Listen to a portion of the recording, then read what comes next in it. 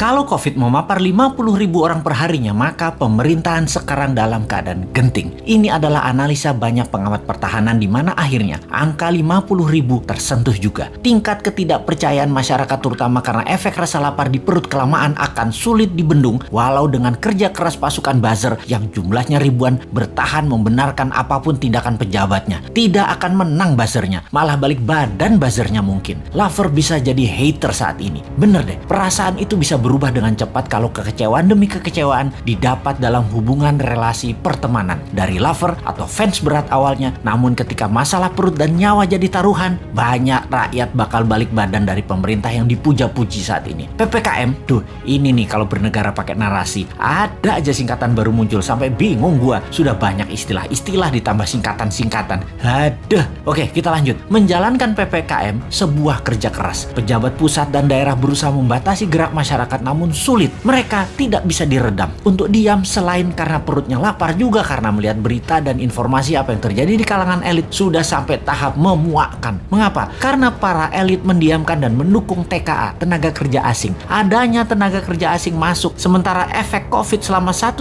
tahun ini ada 9,7 juta pengangguran karena pandemi ini, tetapi elit malah lebih mendukung TKA atau tenaga kerja asing. Hal ini sangat menohok hati masyarakat. Perbuatan memasukkan tenaga kerja asing tadi sungguh melukai banyak hati masyarakat. Ketika dipertanyakan kok diizinkan masuk, maka jawaban pejabat yang paling berwenang dan berkuasa tersebut adalah kita tetap harus dukung investor asing. Jangan sampai investor asing jadi kecewa dan merusak hubungan diplomasi dan ekonomi negara Indonesia. Asli saya enek perut saya mendengar pejabat tersebut bicara. Gila bener. Hak rakyat bertanya dikebiri dengan jawaban picisan dan hak rakyat untuk sehat dipermainkan. Rakyat lapar, Pak. Kok nganggap Tiongkok satu-satunya dewa penolong sih? COVID meledak ini adalah kegagalan Anda juga penanganannya. Kegagalan mengelola negara, dan hebatnya pejabat yang maha serba bisa itu mengatakan kita minta bantuan Tiongkok. Gua blekpol lu ah. Tiongkok mau bantu gratis apa? Lu gile. Lalu di sebuah podcast, jawaban Anda pedagang bener deh.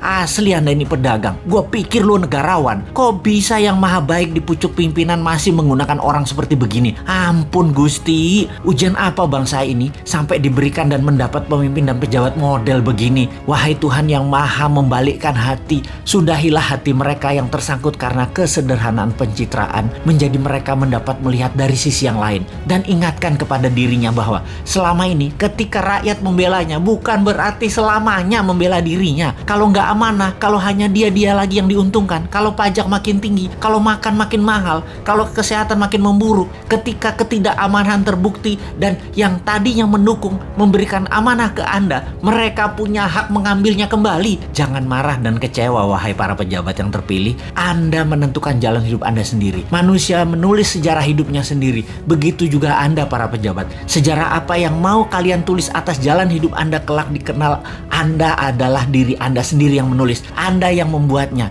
Menaikkan hutang negara hampir 1.000 triliun per tahun selama menjabat. Itu sudah menjadi catatan sejarah. Walaupun beliau banyak dapat gelar internasional dari pemberi hutang, tapi itu adalah fakta. Raja hutang itu adalah keputusannya. Gayanya yang tidak pro UKM dan tidak pro dunia usaha sudah menjadi catatan sejarah panjang juga. Dan menaikkan pajak-pajak serta memajaki hal-hal yang aneh-aneh adalah solusinya juga telah menjadi sejarah dirinya yang dipilihnya untuk anak bangsa, dan cicitnya mencatat dan melihat hal itu. Kembali ke COVID, untuk mencapai rekor tertingginya saat ini dan produk solusinya adalah terbanyak barang impor semua yang namanya antigen, PCR, vaksin, masker. Ada baiknya ke depan kita menggunakan produk-produk lokal yang dibiayai dengan strategi MMT, printing money. Duh, gregetan banget mau bantu negara ini. Sulit bener ya. 3 tahun lagi itu lama loh.